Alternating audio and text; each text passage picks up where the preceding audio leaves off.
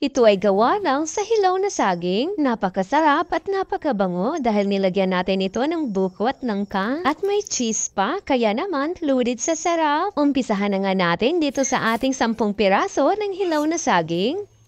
At kinayod lang natin ito. Pwede rin po kayo gumamit dito ng food processor. At ihalo na natin dito ang 1½ cup ng buko at 1½ cup ng langka. Para sa pampatamis natin, isang lata ng condensed milk. Hindi na ako naglagay ng asukal, matamis na kasi ang condensed milk. Pero kung mahilig kayo sa matamis, pwede naman magdagdag na lang kayo ng asukal. Ilagay na natin ang 2 cups ng rice flour o giniling na bigas. Pwede rin kayo gumamit dito ng all-purpose flour.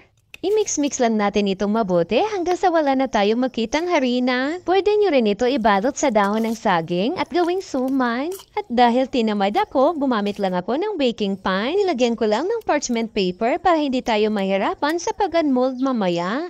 At para mas lalong sumarap, lagyan lang natin dito ng toppings, cheese. Steam lang po natin ito ng 50 minutes pero depende sa lakas ng apoy nyo ha. Mag-toothpick test na lang kayo. At ayan na, may masarap na tayong pangmeryenda.